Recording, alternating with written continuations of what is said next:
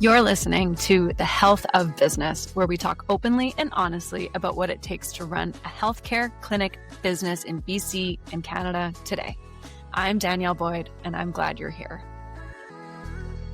Jeff and Vania, welcome to the podcast. I'm so excited to catch up. We've been kind of chatting a little bit here before hitting record because we go way back. Like, you guys were my mentors at my very, very first job, and it's amazing to see how far and how different you guys are, how things are, and like how different our lives all look since then. And you guys have like done some amazing, amazing things. So thanks for being here and taking the time. I'm so pumped. Thank you for having us. I know it's definitely been a while, right? And we're definitely catching up before this recording, but it's gonna be a great discussion. I Yeah, love it. yeah. I can't wait. I'm like, it's been a long time in the making. So welcome. And yeah, to you too as well, Vanya. Yeah, thank you. Yeah, so great to be here. Thanks for having us. Woohoo. So you guys are both co-owners of Physio Collective. You have 2 locations now, or is it 3? Two locations. 2 locations. Amazing. Burnaby and Surrey, correct? Or, Burnaby, North Burnaby, and sort of and Central Burnaby. Both okay, in I don't Burnaby. know Yeah. why No, I've I got know, my no. locations all. I don't live in Yeah. Vancouver anymore, so apparently I've like lost all my geographic sense. No worries. Maybe it's just the hints of people wanting us to open up another one out in Surrey. Hey, I don't maybe know. we'll Who plant knows? that But yeah. seed. So before we dive into all the, the kind of stuff that we've been chatting about, I'd love if you both could introduce yourselves and kind of give a bit of your background as to how you got into your careers and how you became owners. I'm very curious about that. Yeah, sure. My name's Vanya. I am a practicing kinesiologist and I have been since 2012 now. I can't believe I'm saying that. I started out as a competitive rhythmic gymnast. And Hmm. at a really young age, I will never forget the first moment that I had this like excruciatingly sharp back pain. I was probably about 9 years old when it happened. Still seems like really clear in my mind, and I've really been dealing with back pain since then. Oh my word. Um, and I think, that's what kind of drove me into that career of kinesiology and wanting to pursue my degree in kinesiology because I really wanted to learn more about my body, my pain, and I wanted to help others do the same, you know? So I went to UBC, got my degree, came out, and then started practicing in 2012. Um, my focus has always been with my continuing education around sort of like chronic persistent back pain. And then recently, I became really interested in working with women with breast cancer and going through their fight with breast cancer and whether it's lumpectomy, mastectomy, just trying to rebuild strength before and after those procedures. And got a certification with the Cancer Exercise Training Institute. And I've been really wanting to focus some of my practice in that area. Amazing. And really, I see like strength training as, the key to confidence and to agency for myself. Like it's been the tool for me that's helped me feel powerful again and feel like I can manage my own symptoms. And that's what I want to give to other people. I didn't realize you'd done all that training in breast cancer. That's like Yeah. Just beautiful. recently, I I did it love last that. year. And so now I'm really excited about like starting on like a new part of my practice. It's so neat to kind of be able, like, to reinvent ourselves and have like, 'cause we're doing the same. I mean, it's not the same. We treat different conditions and different populations and whatnot, but it is really interesting to be able to learn about different aspects and different, like, facets of, health and different areas to dive into. So I'm sure that's been, like, kind of a refreshing new take for you. I love it. Being a 44-year-old woman now, I find that the people I treat, you know, we all know that that relationship with your client is really like the most important thing for the outcome. And the people that I'm treating are these like 40 to 60-year-old women that are going through breast cancer, hormonal changes, loss of strength, loss of confidence. And I am one of those people. And so I identify with those people and, I want to learn more about that cohort of people. Wow. Yeah. I love it. Yeah, And your clients are going to benefit so much from it. for That's sure. really cool. Yeah. All right, Jeff, your turn. Yeah, like similar to I'm sure other physios kins. I did grow up active playing sports, and I had a pretty significant injury playing basketball. It was a ankle fracture dislocation. At that time, had the two surgeries, and then a few years later, had a third surgery. So that was my first intro to physiotherapy, and but surprisingly, during that injury or during high school, I actually wanted to become a teacher. You know, I think where that came about was with me being surrounded by really great teachers and coaches growing up. But then, yeah, one of my teachers actually told me, like, hey, like, you know what, like, you should, look at different avenues as well too, right? Not so much that she was, putting the teacher profession down, but more so that, she knew that there was maybe a bit more potential as well too, right? Because yeah, it was a great time to sort of look at other options of a career. And Yeah. yeah, did my undergrad in kinesiology. Got my master's of physiotherapy degree, and then started working as a physio. Did my first year at a corporate clinic, I would say.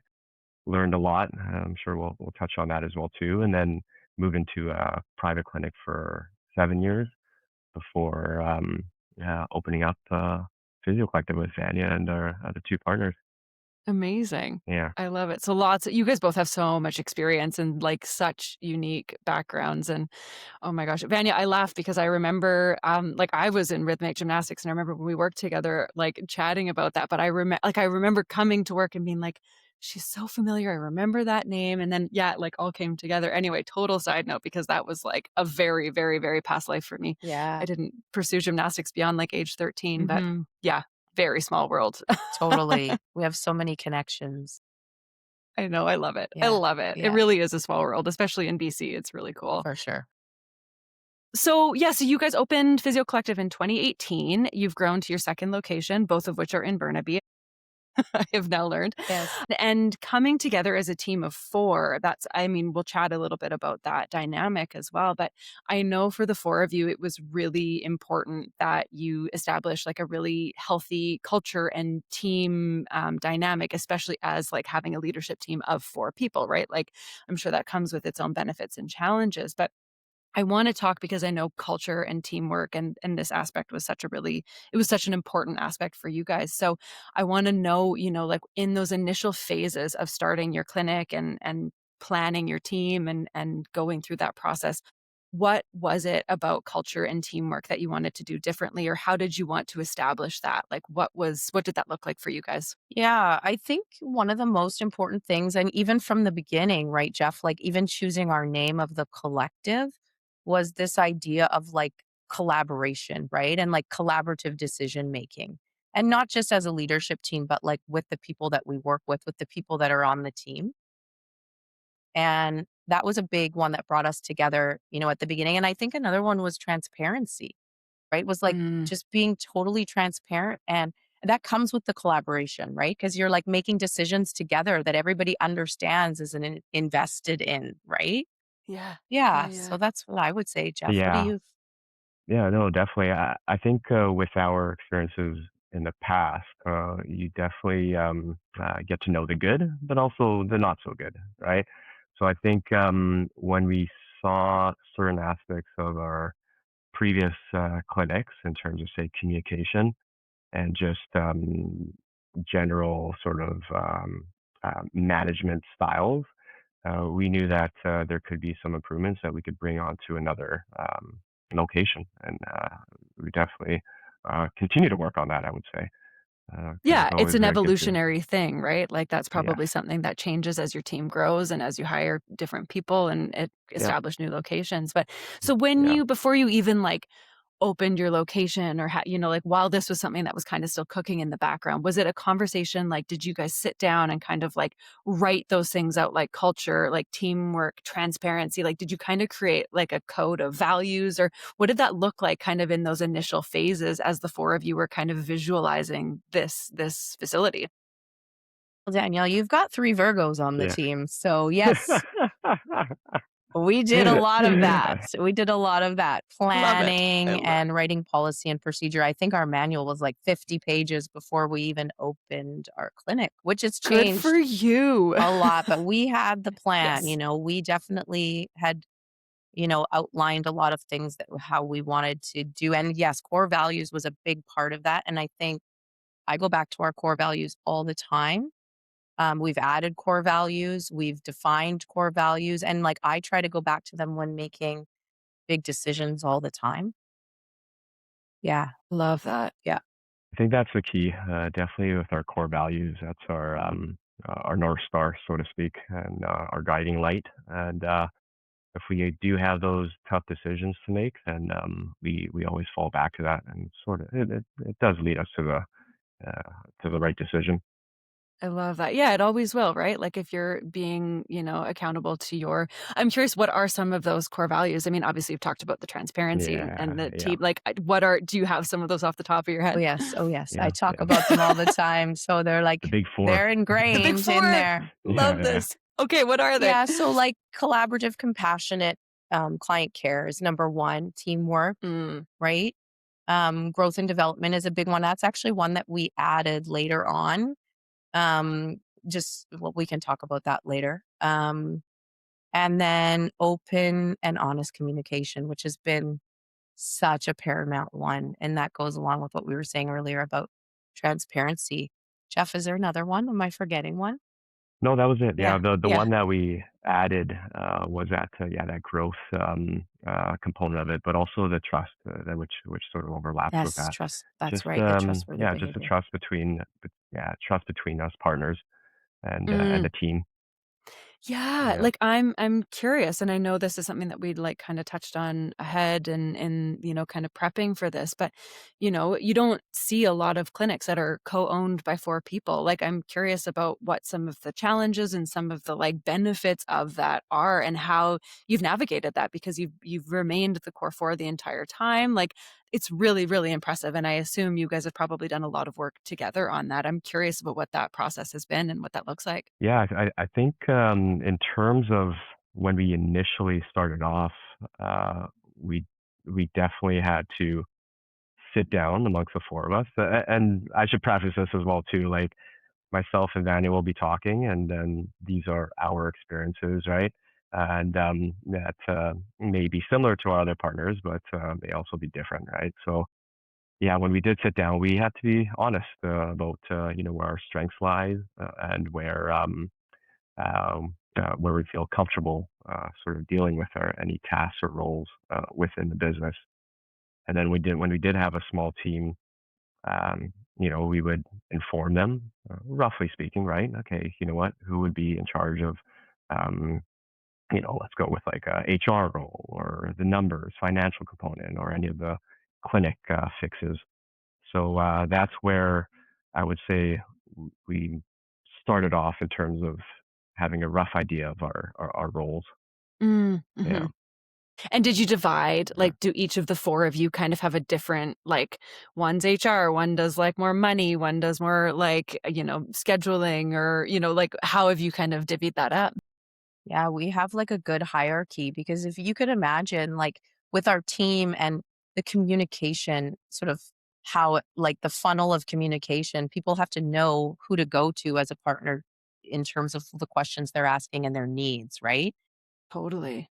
So Jeff and I naturally had always like kind of led to the people and culture side of things, right? Or human resources is kind of like what we were overseeing in the business. And I would say that our other partners were more in the roles of like finance, accounting, um, maybe website building and maintenance or building of the clinic or Mm, all of those types of things. So Jeff and I were always more the people and culture leads. And again, I think it didn't start like that. That's what we thought we were good at. And then naturally, it's kind of, we've grown into those roles. But I think the other thing that we've been able to do is we've also been able to hire people and train them and been able to like take a bit of a step back from that. And now we're more like overseeing other people who have stepped into those roles and allowed other people on the team to grow and learn, so that we can do sort of like more things on the macro level and continue to learn about the business as a whole as well. Mhm. Yeah. 'Cause you both practice, like, do you both practice full time, or what sort of hours are you practicing right now? Yeah, I definitely. I know this was one that like we'll touch on that too. I definitely cut down my hours. Roughly, I would say in clinic, I treat for 24, give or take, hours a week. Yeah. Yeah, Which is yeah, still quite a bit. Like, that's like yeah, 24 yeah, client hours is quite a bit considering there's also a leadership yeah, component for you. How yeah. many hours are you, practicing right now, Vanya? I practice a lot of hours. I'm still full Yeah. time. I wasn't full time. I had started to sort of like cut back. And then, big changes happened in 2023. And I have a family that I support. And so I work full time as clinic hours, like 5 days a week, 7 hours a day, still seeing clients. Yeah, Good for you. it's a, That's a lot. it's a lot for sure. Yeah, Yeah, it's and like we do it because we love it, and also like yeah, there is a financial component to it too. Like it helps feed the business, it keeps the cash flowing. Like it's really like it's huge. for sure. How do you feel, you guys? I mean, it's been 2018. We're like this is year 6 now, I guess. Of yeah, Year self 8, employment. actually. Year No, oh 8. my gosh, 8, yeah, yeah, yeah, yeah. 2026. Yeah. No, no, no. All Year good, 8. all good. Yeah, Yeah. Wow, yeah, it's yeah. Time flies. 2026, Yeah. not Time Yeah. flies. 2024. That's right. Yeah, year 8, holy smokes. So I'm curious, like, what for both of you have been, like, the biggest growth that you've seen in yourselves? I'd love to kinda contrast it with, like, what have the biggest challenges for each of you been personally as, as leaders, as owners, and then where have you each seen the most growth personally within yourselves in this process, in this 8 years? Oh my gosh, my brain is clearly not on all cylinders today. For me, it's been, I think the biggest lesson has been a lesson of trust. If I could boil it down to that, trusting myself to make decisions, which might not always be the right decision, but to make the decision, follow it through, and then pivot if it's not the right decision. Trusting in my teammates that they are also doing the best that they can and that they're going to make mistakes and they're going to learn from those mistakes. And then trusting the process as well. When you become an entrepreneur, and I think all entrepreneurs identify with that, is like you're taking a huge leap and you have to have this belief in yourself. And I think we all do, but there's scary moments, right? Where you really question yourself, or where you're thrown like a major curveball. So for me, that's been the biggest lesson and one that continues to come up that I continue to learn. Yeah. Yeah, for sure. I believe it. How Yeah. about for you, Jeff? Yeah, I want to say for myself, well, for those who don't know, I'm naturally very much of an introvert. So, like I would, I would much prefer staying at home with, Kindle, just relax or whatnot with the tea. But I think the growth for me has just been dealing with, say, more of those challenging or difficult conversations with, whether it's like just people in general, clients, team, or anything like that. So, um, yeah, when you're put into those situations, you learn quickly what not to do, as well as where you can improve. And yeah, I've learned a lot from that as well too, I must say, because we definitely have some great conversations and have dealt with some challenging conversations, or people again, and we've I want to say we've come out pretty good after having those conversations. Yeah. Yeah. Yeah. Yeah, it's really Sorry. nice to have a partner that also has like that growth mindset, and that you can talk to. Jeff and I both are always like seeking education and seeking information. We listen to a lot of podcasts. We send each other a lot of podcasts. And it's so nice to have somebody that you're feeling like you're like learning and growing with. So thanks, Jay. I Back love at you, V. it. It's so true. Like growth mindset is such an important part, I think, personally, of being a leader. Like, I think if you're not trying to grow and learn and adapt and become a better version of yourself personally and professionally, like it's really hard to actually grow your team and, better your business and better your life and relationships and everything around you. So, also really big fan of growth mindset. Yeah, Absolutely. we see it. We see it, Tanya. I believe it. I Yeah, believe it. Well, and I know, like, for you guys, like, that's also a huge part of, like, the culture, and as you have built your team out, like, you guys have now well over 30 staff members, is that correct? Like, I think we're you about guys have had 45 right now, right? Oh my goodness. Yeah. Yeah, that's huge. So, I wanna talk about that piece, like, because obviously that's a testament, like, growing your team to that many staff members is a feat in and of itself, and I think it speaks to your growth mindset and your leadership and your transparency and the culture that I know for you guys, you've emphasized that, like, culture starts from the top down. It's like walking the walk.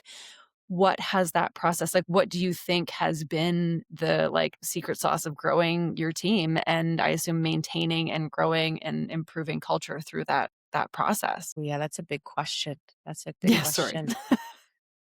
I think one of the first things is like authenticity. I think like truly showing up, being yourself, being someone who is, maybe somebody asks me like, "How you doing today?" And it's not just like, "Oh, I'm good." It's like stopping at the water fountain and having an honest conversation with somebody of like, "Oh, I'm really struggling. Like I'm dealing with this right now." Or, like, and as you grow, that gets harder, obviously, because you don't have those personal relationships as close as you did when you were a team of eight, right? 100%. But I think, yeah, I would start with like authenticity. And again, trust being a big thing. And then I think, one big thing has been looking for people who have the quality of self awareness. That's been a big one for me, is like, and asking questions just gonna say that. in Yeah. meetings and interviews is like what I notice is people who have self awareness and who are looking to grow personally, not just professionally, or looking for like personal growth. You don't really need to give them that much feedback. They already know what's going on, where they need to improve, what they do really well. And they're like course correcting as they go. And then you're just there to like help support them. So I find that people that don't have that self awareness, like they don't last very long on our team. And, you always hear that thing that people say is like hire slow, fire fast. Like we've let people go that just don't have that same self-awareness or that same mindset. Like and I really do believe that like one person can affect the whole team, right? Mhm, Um mhm. so I mean I could Yeah. talk a long time about this, but Jeff, you go ahead. Yeah, yeah. No, yeah, and you know what? I think you drew that analogy, Danielle, of the culture just being, I believe it's the endocrine system, where it Mm, really is more palpable. You Yes. feel it, right? So Yeah, it's not this yeah, go KPI measured thing. Yeah. 100%. So yeah, going back to that, my first experience, my first job at this corporate clinic. Yeah, I was hired by the physio, the clinic director, and shortly after, he was fired. And then, unbeknownst to me, I was pretty much part of the reorganization. So then, when they brought in that new clinic director, she was actually quite stressed and needing to fill what you just mentioned, those KPIs or whatnot. So even just drawing that from that observation and knowing like that effect of that clinical manager, someone up top, or if we're using that hierarchy, it does trickle down into the rest of the team. Yeah, and even on that note too, later I found out like the two MOAs who are experienced like 10 plus years of working there, who were still working there at the time, just did not like each other. Yeah. So if you can imagine, I don't know, with firing that clinic director, who I thought was a great, a great fit for that culture, was the right decision at that time for that clinic. But yeah, going back to what Vanya said, the self-awareness. So how you come across to the team is a big part of it. Mhm. Another analogy that I like to use, I always like these analogies. I always picture this swan. I think I heard about this. Like you picture a swan on the lake, nice and peaceful, very, very like serene. But then like underneath that water, they're paddling like crazy, right? I feel like I'm like that sometimes, right? Okay, I'll be calm, cool and calm on the outside, but my mind is just Mhm. so like overworked and overactive. But if I'm gonna portray that to the rest of the team, that's not going to be the greatest sort of uh, energy that I would want them to be around. Yeah. Yeah, so how Yeah. amazing that you're able to kind of, like, recognize when, like, emotionally or mentally it's not quite where you want it to be, but you're able to keep it together, like, because it's for the greater good for the team, like, have that self-awareness, and I'm sure you have plenty of techniques and things that you are able to do for your own kind of, like, emotional well-being, mental well-being, and, have that level of self-awareness to know when you need to exercise them, so yeah, I mean, obviously, you guys are both doing a lot of inner work, a lot of like, growth mindset work. Any specifics? Like, what sort of tools are you guys using? Because as we know, owning a business is like, yeah, it's like that swan analogy. Literally, your brain is never off. Just because you work, you know, X amount of hours at the clinic, you're always thinking about it. You go to bed thinking about this thing. You wake up thinking this thing. You check your email. You're on holidays. Your phone rings. Like you're never not working as an entrepreneur. And so I personally think it requires a lot of, like mental hygiene type work. So I'm curious, what sort of practices do both of you participate in for that aspect? Yeah, I have an incredible life coach that I've been working with for years, probably 4 or 5 years now.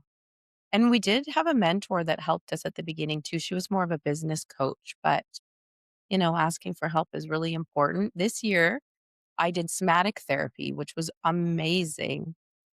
Extension of the coaching, not just the psychotherapy, but the actual like connecting with your body, recognizing those physiological signs and being able to process and release them. That's been life changing for me this year. But I'm always working with my coach, and he has taught me so much and helped me so much. And he has a podcast too that I've been on a few times, and he is just an incredible guy. I can share his information with you Oh my guys if gosh, you're ever please do. Well, Could interested. you drop give his him a name. shout out Yeah. Yeah, right now? yeah, You yeah. Give got to him a give him a shout Yeah, out. shout out. Terry Lier, you're amazing. I will send him this too.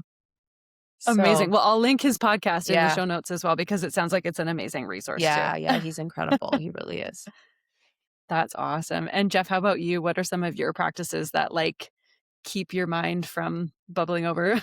Yeah, yeah. No, I want to say one of my go-tos that I've um, fallen back to in terms of getting me into that calm state would be meditation.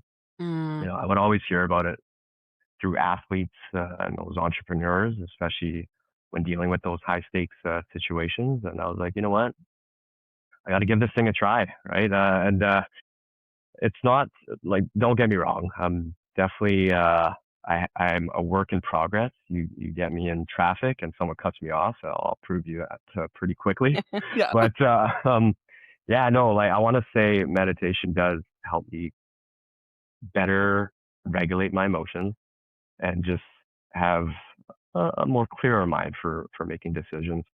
And yeah, especially in the past where I've noticed uh, in those stressful situations, my heart rate going up and like mind just really, really um, going crazy.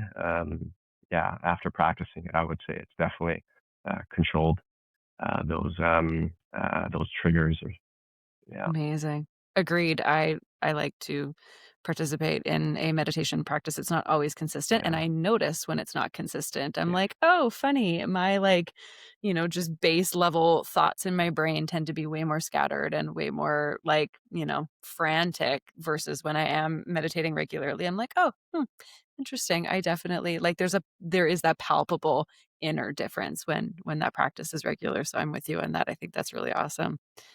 I think all three of us can agree that exercising, working out, and just Yes. lifting heavy weights is very beneficial. Yeah. It's funny that you even Absolutely. like have like I We don't feel even like think as about it. like exactly. Yeah, I Yeah, know, I yeah, know. yeah, So yeah. It's like just the obvious. Yeah.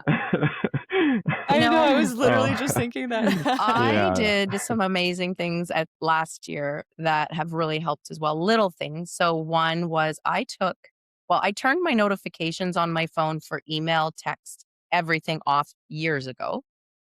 I took my emails completely off my phone last year. So there's Amazing. no emailing on my phone. If I'm with my family or I'm somewhere, I'm present and I'm not checking my emails because you can get an email that's a resignation or a something Mhm. that you're not looking forward to in the middle of Something that something, and spikes. you're like, Yeah. cortisol attack, in the Yeah. middle of like this ballet recital, and you don't want that, right? So I took my emails off my phone, and this year I have taken my phone out of my room at night. No sleeping with Good my for cell you. phone, and I already feel more peaceful and more present and like ready to tackle the things. I still check my emails on my laptop 10 times a day. I'm still giving you a response really quickly. But it's when I choose to do that. It's not like that every alert is like a signal in my body. So that's been huge for me. That's really cool. It's so true. Hey, like every time your phone lights up, it's just like this little like cortisol That's right. dopamine spike, Yeah. right? And it happens so many, like the more notifications you have, the more that's happening and the more like you almost become addicted, dependent on it to an extent, right? Like we sometimes love that little stress impact, but what's it doing to our bodies? I think that's amazing. Yeah. Jeff, have you done anything like that? I'm smiling right now. You're talking to someone who runs on Do Not Disturb 24/7 Yeah. on my phone. Okay, so I'm gonna lose some street cred for this. I have an Android. I have a Samsung Galaxy S25. To my iPhone friends out there, there's many of them. The You're the Samsung. green bubbles. Okay, Yeah. okay. I'm on. Okay. But anyways, yeah. There's I actually, and yeah, when we did open up, I did get rid of my social media in 2018 because what you just mentioned, what both of you just mentioned, it's just that unnecessary stress or whatnot, right? And and yeah, like in terms of the do not disturb, it's not so much hey, I don't receive anything. There's just different ways that I can control it. So really, for business hours, I can get any messages or phone calls from any one of my contacts, and then sort of I've limited, yeah, outside of say business hours, to a certain degree to another do not disturb where only quote unquote my favorites sort of come in, and Yeah. yeah, that's helped a lot too. There's that good documentary out on Netflix called The Social Dilemma. Definitely puts some insight into yeah that thing that we typically hold in our hands quite often. Right? Yeah, And it's yeah, crazy how, like over the last several years, like the expectation that people are just available 24/7 because they yeah. have this device is like, it's wild, right? Like that expectation. And, like if I text someone, like I should get a text back fairly quickly. Like that's just, it's like kind of crazy. And like, what also is that doing to our brain? So I love that both of you have kind of carved out, like I'm intentionally doing this thing. Like, yes, I am going to open my computer and check my emails. And that's only when I do it. Like, you've at least made it a lot more like mindful and intentional, which I think a lot of people could probably benefit from. That's amazing. I want to talk a bit about like hiring because you've expanded your team massively. Are you two, given that you're kind of the people, do you two do your interviews or like how does that work? Who is doing the hiring? I'm sure it's a team decision ultimately. But I really want to talk about like what sort of things you are. I mean, obviously you're looking for the self-awareness piece, but what does like an interview look like? What are you looking for in a new staff member, especially in an economy where like finding and hiring physiotherapists and other practitioners is really, really challenging, right? And because you are so high integrity and looking for very specific types of people, what does that look like? I'd assume there's some challenges in that process. Yeah. So, in terms of our administrative staff, we have an HR manager, Erica, who's amazing, and she does all of the hiring for those positions. But she also helps us out a lot with cessation procedures when someone's leaving, our onboarding procedures of our practitioners as well. So Jeff and Ashley and I really are only doing practitioner interviews. That first, I do typically the first initial meeting with them, and it's like a culture and fit interview. And usually that's virtually. You can kind of get to know pretty quick. And it's not just a fit on our end, it's a fit on their end as well. We want it to feel like it's a mutual fit, right? That's the only way it can be a fit, of course.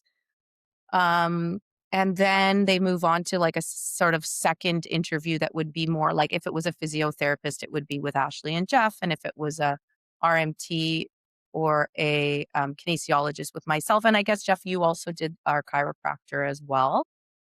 So we do work as a team. Jeff and I have done a lot of interviews. We do less and less now that our team has been with us longer. I think even eventually we would love to see one of our senior physios stepping in because they really have their finger on the pulse of what these physios who are coming out of school are Yeah. looking for. But something I've always thought about, and maybe this is with the hiring as well as with the retention of our staff, is I call them the 5 Fs. So it's fun, fit, freedom, finance, and family. And I think everybody is looking for some combination of those things. Either they're motivated by those things or they're looking for those things. And that those things change over a lifespan and over the time that they're employed with you as well. And knowing what those things are to that person and knowing if those things fit within sort of like our outline. Um, so yeah, and it's hard though. Like an interview is such a short snippet of getting to know someone. Like you really don't know. Jeff and I have had interviews with someone who was so nervous and could barely look us in the eye, and we thought, I don't know if this is the right person. And then taken them on and thought, like, let's try 3 months probation and see. And then they've been like a total rock star. You've just seen them Amazing. Yeah. like just explode and be incredible and be so close with so many of the team members. So it's really challenging sometimes. And I think that's where it goes back to that self-awareness piece. And I'll share with you one of my favorite questions in an interview. How do you think this interview is going? And you give them an opportunity to reflect in real time, and be self-aware about like, Yeah. and then what would you do differently if you could go back and do something differently? What would it be? So it's like you catch them. You have to.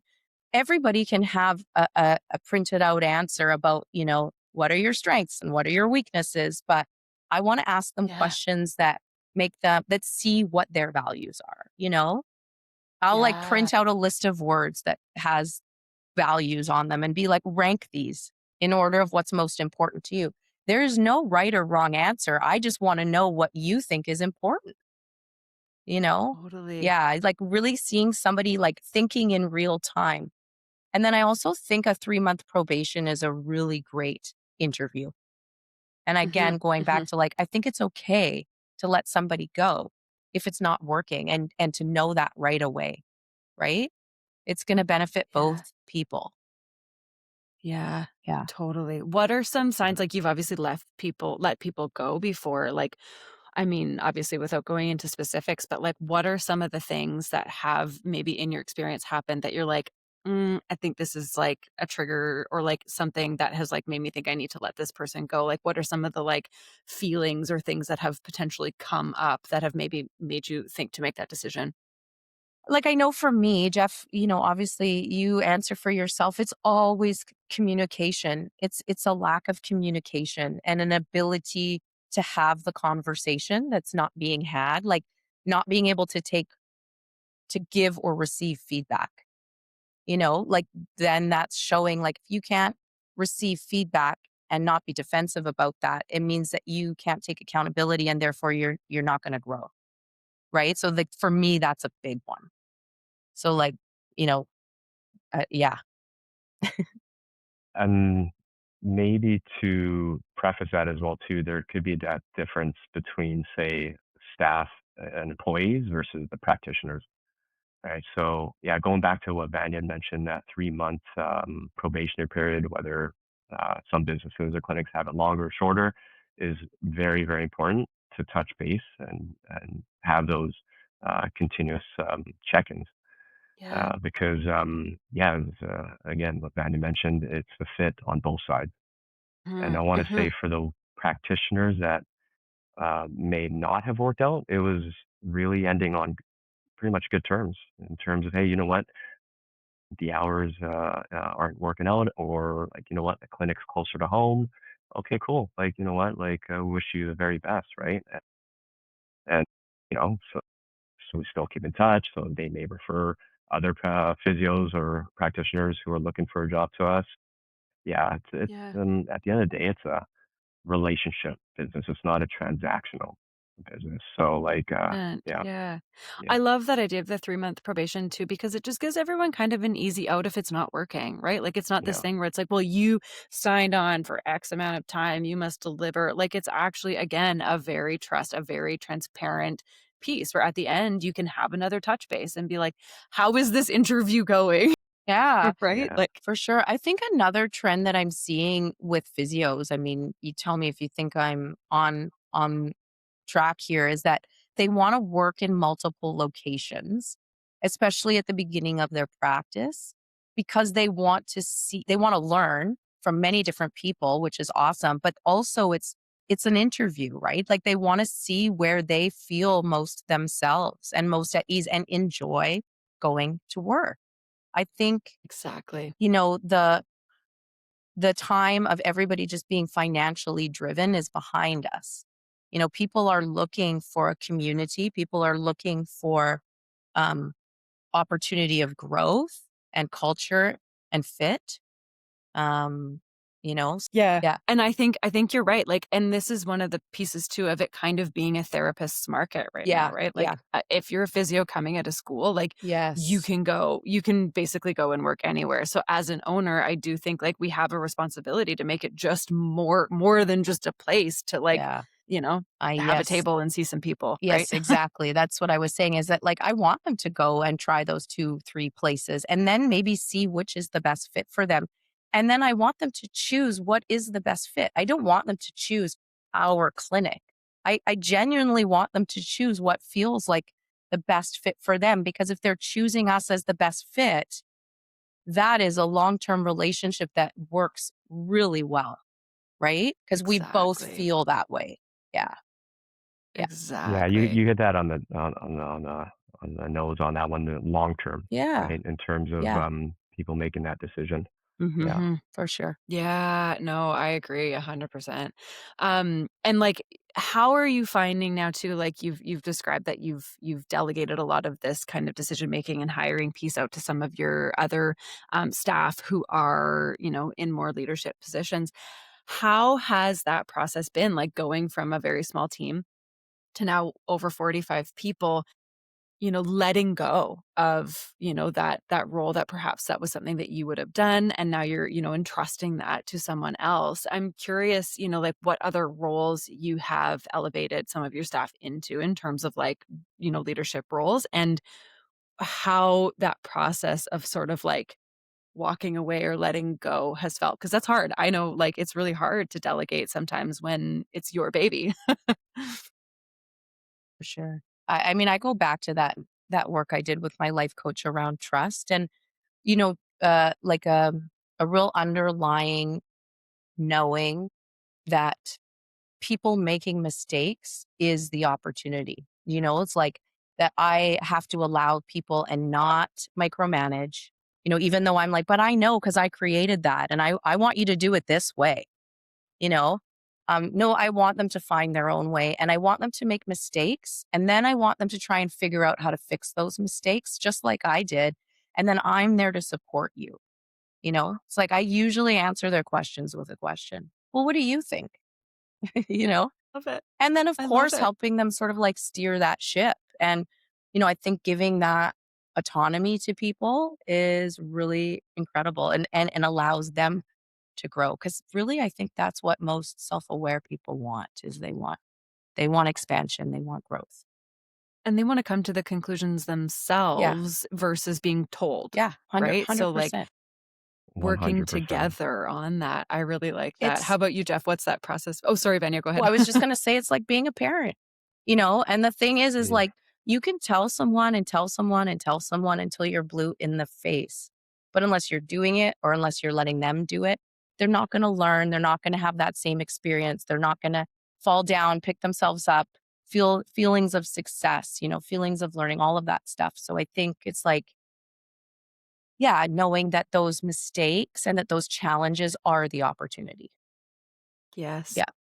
Yeah, just to echo what Vanya said, it is that that trust and developing our team's self-awareness, right? Because at the end of the day, yeah, we don't want to be micromanaging. We don't want to be holding people's hand. I think that's better off, not only for us but for our team, because yeah, it's working on the business and not just in it. Yeah. Yeah.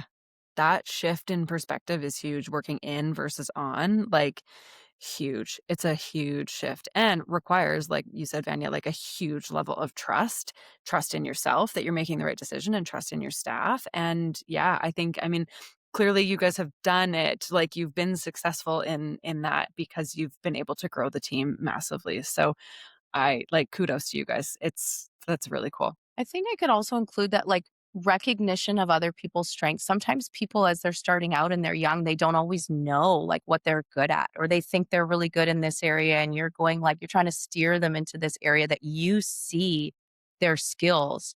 And you're like steering them away at the same time as to the things they're good at, sort of away from the things that don't come as naturally to them. And it's funny how we all kind of want to be able to have those skills that we don't have and do those things that we don't do as well.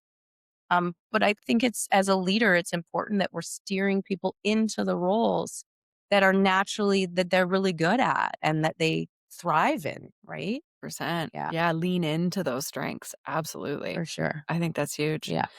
Um, you guys have both kind of alluded to the word pivot a couple times.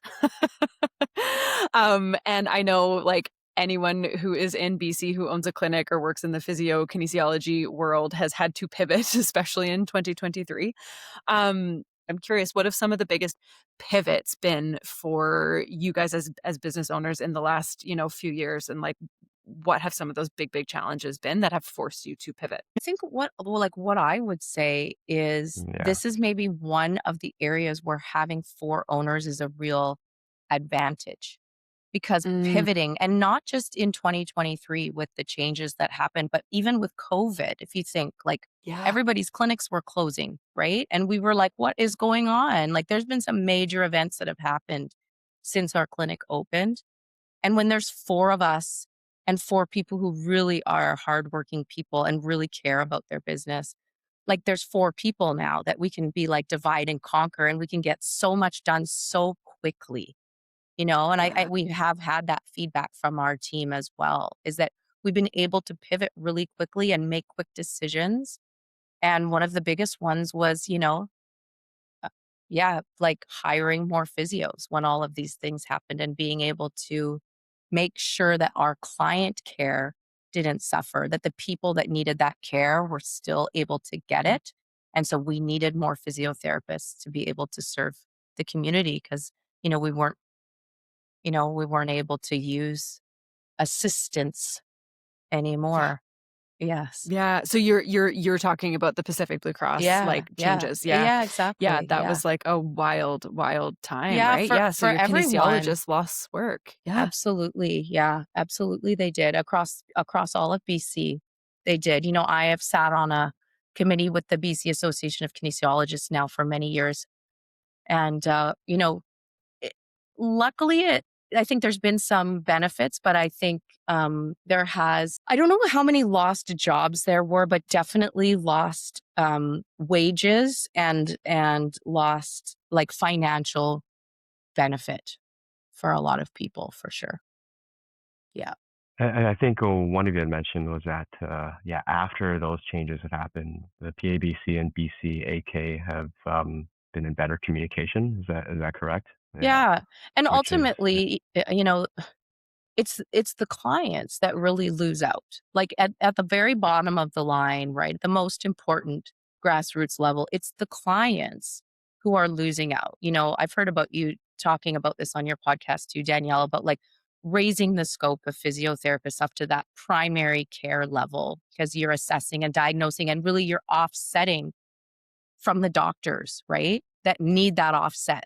Well, that's the same thing that kinesiologists are doing too, right? Is we need to be Yes. raised into that level of the care plan team to help offset.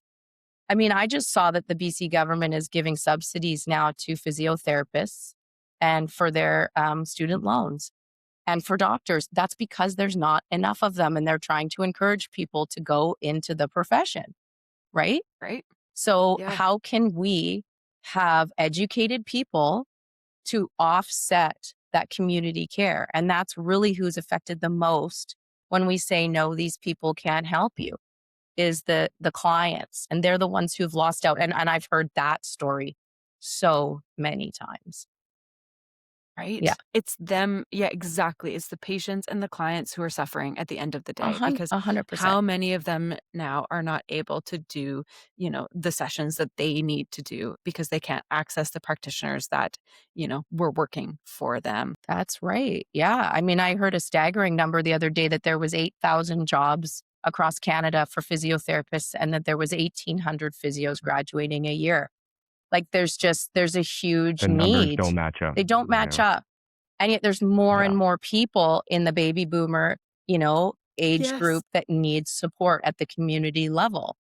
And we Ugh, all know the importance of exercise therapy, don't we? We don't have to, right? yeah, Oh my gosh. And like insurance companies not covering exercise, taking exercise away from a physio is literally like taking a scalpel away from a surgeon. I think I've said that on the show before, but like yeah.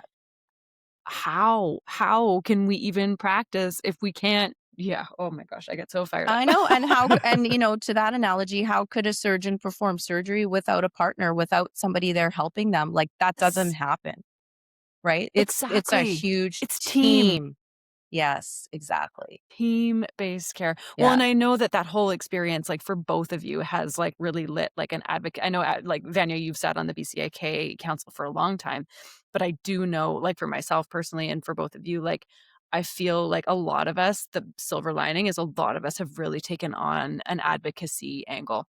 Like, a lot of us have become a lot more involved with our associations now as a result. Yeah, Yeah. And I'm absolutely. going to take this time to really give you kudos there, Danielle, in terms of just having this podcast and providing the information and resources to the community. So, yeah, good on you for Thank doing you. that.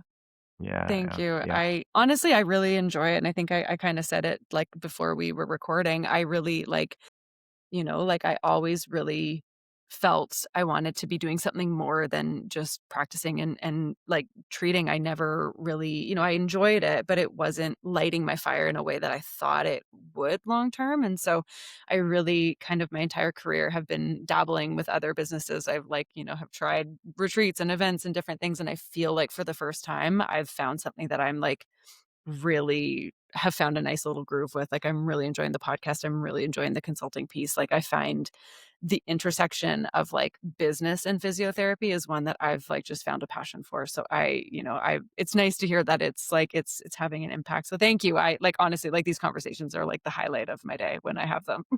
A highlight of my week, my month, really. Yeah, I second that. I think your voice has been, so important and such a fresh one. And I love to see that what you're doing with the PABC and, the advocacy there. And like our BCAK is doing the same thing, right? It's like paralleled it. It's like we're trying to do so many things. We've changed so many things lately. Like we've tried to elevate our status as well to be recognized and to be regulated eventually, like we've changed membership standards and we've now got a professional competency exam because we want standardization across the That's universities and colleges, huge. right? And Yeah. just, but one of the biggest issues that we're still facing is like on that macro level is at the universities and colleges, at those secondary institutions Yeah. Yeah. that Yeah. are not teaching us the skills that we need to practice. Do you know what I mean? They need to Mhm, mhm. improve their curriculum and improve that readiness for practice so that we can be viewed as that, leveled up partner within the care plan team. And they really need to hire clinical practitioners to teach classes. because Mhm. I never had one of those people. I never had one clinical practitioner in my degree at UBC. I will shout it out. UBC Yeah. wasn't a great degree, like I left there with a lot of knowledge and no skill. Yeah. And so then you Yeah. wonder why maybe a physiotherapist or, someone on the care plan team is not sure if they can work with you or, give you their client because they're not sure if you're being taught. They probably did that same degree, you know? It's funny, I did that degree too, and now that I'm thinking about it, I'm having that exact like, I'm, like, running through it right now in my mind. It was taught mostly by researchers. That's right. Everyone was an Exactly. academic. That's right. No one was actually working clinically. You're totally right. Oh, and it's just happened again. There was just a post for a rehabilitation exercise rehab, and they hired a researcher. And it was like so disappointing because I know that somebody was up for the job that was a clinical practitioner. And it was like, no, you need that. And so the BCAK is really trying to put pressure on the schools by changing their standards of practice to make those changes. And so I'm so hopeful. I do keep hope that these things are going to be recognized and there's going to be lots of other kins that push that envelope forward, and we'll continue to do that. And then I think the other thing I Yeah. want to highlight is just like the consistent sort of like under recognition and underfunding of kinesiology services by the government Yes. and by insurance Mhm. companies as well. Mhm. And, Yeah. something I wanted to bring up and sort of ask you too is like, as physios, do you feel like if kinesiology got $500 in funding a year, like, a lot of insurance plans give for physiotherapy, do you feel like that would take away? Like, I think some physios are maybe worried that that would like, if they had 1,000, it would take away 500. Like, do you feel like that would be additive or subtractive for the physios in the community? I feel like It it would 100% be complimentary and supportive. 100% complimentary and collaborative, like Yeah. Yes. 100% without a doubt. Yeah, Yeah. Yeah, for sure. And, yeah. like, for me personally, like, I trained in, like, needling and manual therapy and functional neurology. Like, quite honestly, like, my exercise prescription skills are like, that's the whole reason why I had an active rehab program is because I was like, go see the kinesiologists who have way better skill sets at this than I do. And I mean, many, many physios have amazing exercise prescription skill sets. Absolutely. It just wasn't an area of focus for me. So active rehab was brilliant. But it doesn't necessarily have to go through my license if someone has the benefits for kin, right? Like to me, it would be amazing if someone could actually like do that collaboratively. You go to the same clinic, like it's the same thing. It's just the receipt looks different. Absolutely. And the outcomes look different for that client as well. Like kinesiology is typically a service that costs less, so it's more affordable. And I always call myself an accountability partner, right? Like, Yes. here's your exercises, or let's spend 5 minutes doing them because you guys do so many other things for your clients that we can be the ones holding them accountable to actually doing it with them. And so I think that that's such an important thing for the community as well. But I know that you two believe that because I know you two very well, and I just wanted to bring that up because I know people listening to your podcast maybe have different views about kinesiologists, and I really Totally. respect and I love all those physios that are doing exercise therapy. I see them, I learn from them, and I always say like, yeah, I could probably do a little bit of manual therapy too, but you guys are the experts at it. And that's what I feel like. It's like a doctor would refer to a specialist. If you've got somebody with back pain and is needing exercise, like mechanical back pain, I'm your gal. Like I've been doing that for 15 years, very focused. I can help them. I'm confident I can, right? So just like being part of that team. And as someone with a like new perspective on having benefits, because I've obviously never had benefits as a independent contractor business owner forever. Now that I work in the public system, I work casually, but I've bought into the plan. So I Yeah. have benefits, which is like life changing. If I had a kinesiology allowance, I would absolutely go see a kinesiologist. Absolutely. Without a doubt, I would go regularly because I know I'm getting the best quality movement feedback for my needs. Well, you go tell your employer that, Danielle.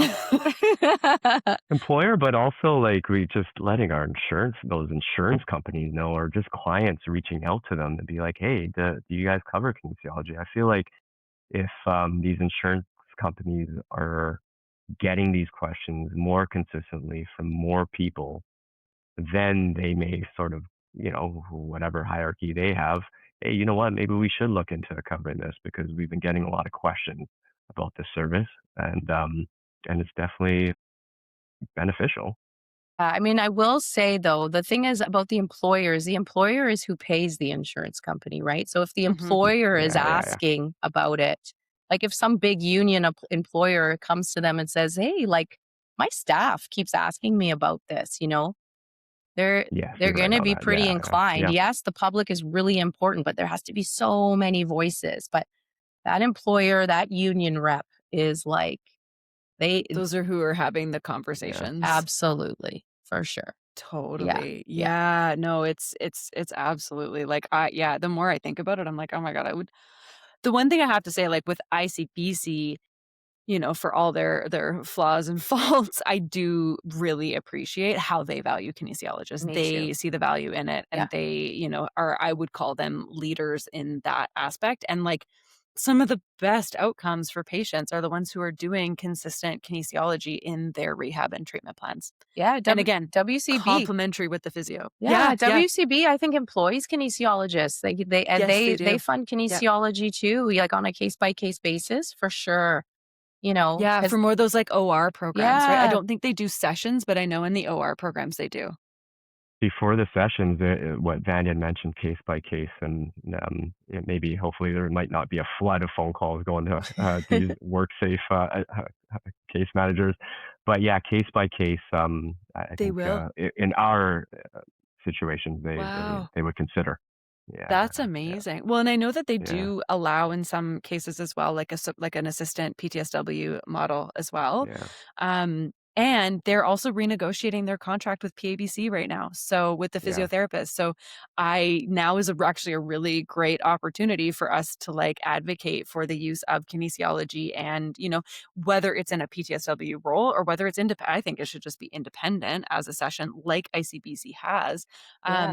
But I know when they're doing these negotiations, they want numbers, they want outcomes, they want all of those things. But yeah, I mean, they really should be looking to the ICBC model because it works. Like people do well when they have exercise regularly.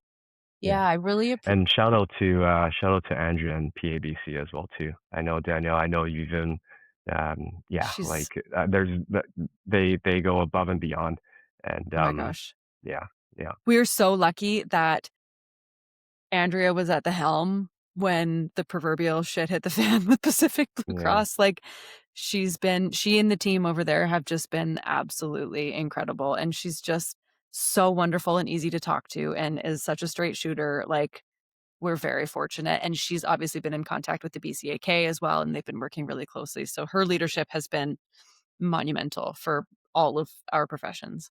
I really just wanted to highlight something you said there, Danielle, which I really appreciate, is that you said, whether we're working as kins in a PTSW role or autonomously.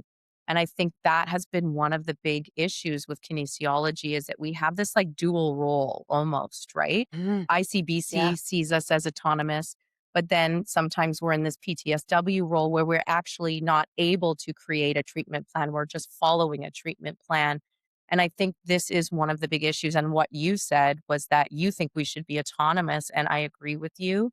And I think, that's what we need to work towards to be that part in that partnership. Yeah. So thank you for saying that. I Yeah. really appreciate that And viewpoint. quite quite honestly, like having kins be autonomous would eliminate the whole PTSW problem, That's right. right? Like yeah, yeah, there wouldn't be this scenario where the kinesiologists are needing to be PTSWs because that's how they're making money, because that's how we're able to do it.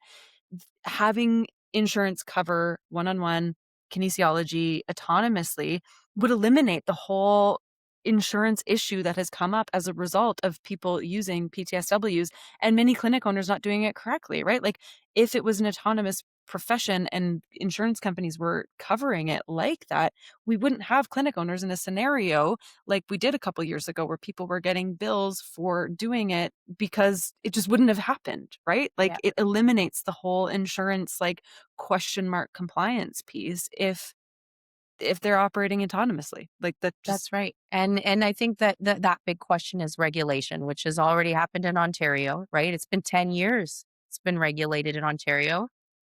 And then all of those things I mentioned earlier of like what comes first, the chicken or the egg, like the standardization of education. There needs to be a national board exam so that everybody's taking the same exam, so that everybody has the same education. Everybody's entering with this same level of knowledge and skill. And then that regulation, I know the clinical counselors are just fighting on regulation and almost there in BC too. I love to see that for other bodies that are helping our public, that are working so hard, getting degrees, getting master's degrees to help people.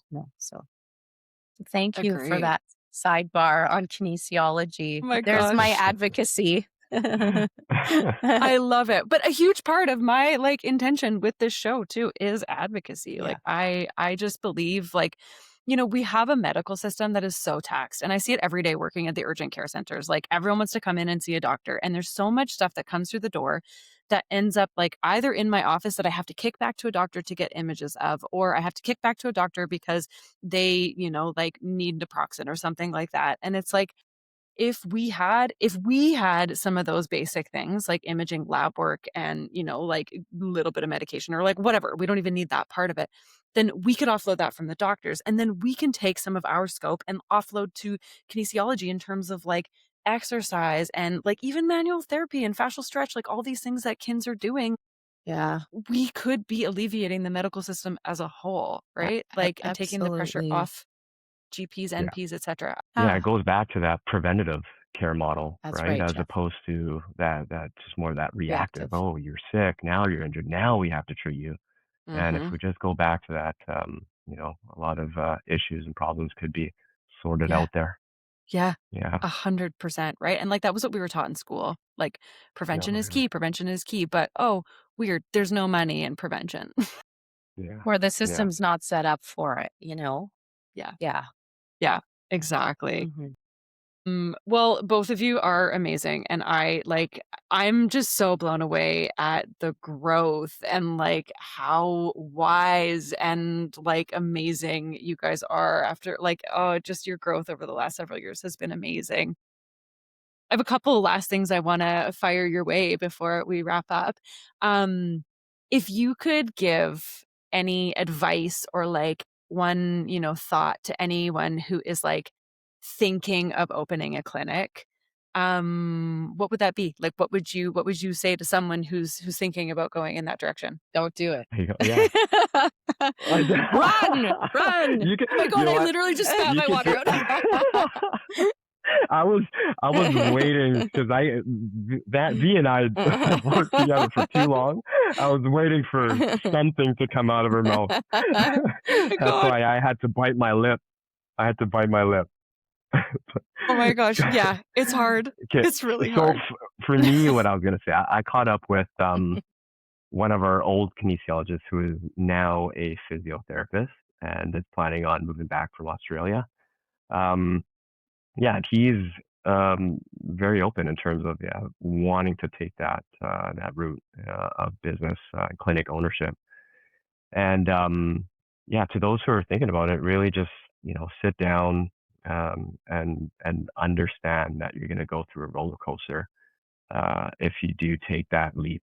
And if it's something that's always has been on your mind, then take it.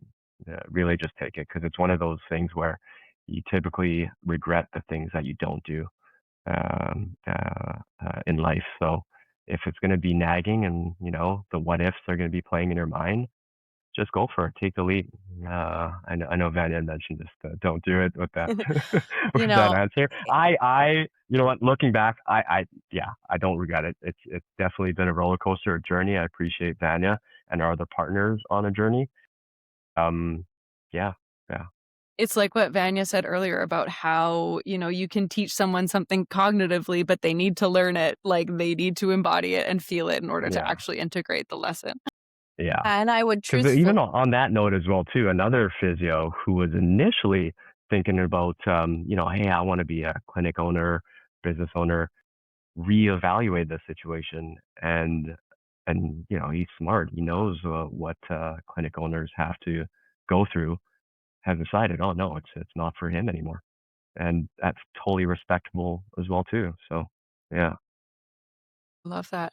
Like, Yeah, Vanya. I think honestly, my advice would be, in my opinion, it's all about the people. The business is all about the people. It truly is. Like, even when you're thinking of the other side, which is the financial side, it's like you need good people, whether that is good practitioners and good administrators and good leaders, but that will attract those incredible clients and community of people to you as well.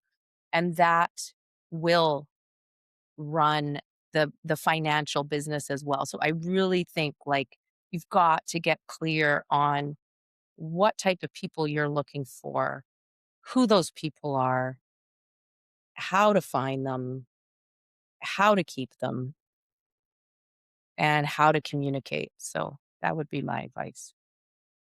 I love it. That's like, yeah, it's true. It's people. It's the It's like, people. it really is. And good people congregate, good people come together. And, if clients are happy and staff are happy, like the cash will come, like that follows. And, what you've said really kind of answers the final question that I ask everyone. But I'll say it anyway. The last question I ask everyone is, what does a healthy business look like to you, given that the show is called The Health of Business? For me, I would say a healthy business are happy team members and clients who enjoy the business's service or product, but more importantly, in turn, tell their friends, family, and strangers about the business. Right. So it's just that word of mouth, getting people to, um, be aware and use their services, products, and spread the word. But how Yeah. about you, Vanya? Yeah, exactly. I totally agree with what Jeff's saying, and then I would just add to that, like one that continues to provide growth to the people that work there, to the clients, financially. And something I love is to see people making a living and making a good living off of something that I've built. Like I'm not only servicing the community and that we're helping them with their physical health, but we're actually employing 45 people that enjoy coming to work. And that's pretty incredible that we've created this economy around the business and continue to do that. And that really fills my cup. Yeah. That's cool. Mhm. Oh my gosh, you guys are amazing. I've so enjoyed this. Any last words or like any last thoughts you want to put out there before we say goodbye? Oh, I think thank you. Thank you again. Yeah. yeah, I think Yeah. it's just Good. thank you, Yeah. yeah, for your advocacy and for your voice and for like allowing different people with different ideas to come and talk, and it's so important. It's been so fun, and I've realized, I think, through this process of talking to so many different clinic owners, like, every clinic is very different. Like, on the surface, it's like, "Oh, you can" like, it's a place to have physio, massage, chiro, etcetera, but it's actually not. Like, the culture is very different place to place, and you're right, like, as staff go around and interview at different places, it's really important that people find a place that aligns with them because, yeah, I've learned, like, a lot of owners have very different perspectives and none of them are right or wrong. They're all different, right? And it's about finding your people. And I think you'll have a long, happy, wonderful, and fulfilling career if and when you find the place that is a great fit for both parties. Yeah, for sure. Amazing. Thank Thank you you. both so much. I so enjoyed catching up with you guys, and I hope to do it again sometime soon. So thank you again, and happy Friday. Happy Happy Friday. Friday. Thanks, you guys. Thank you. That's it for this episode of The Health of Business. If you're navigating any of these challenges in your own clinic, know that you're not alone. If you're interested in working together on any of these challenges in your business, head to danielleboyd.ca to learn more about my consulting offerings and to get in touch. Catch you next time on The Health of Business.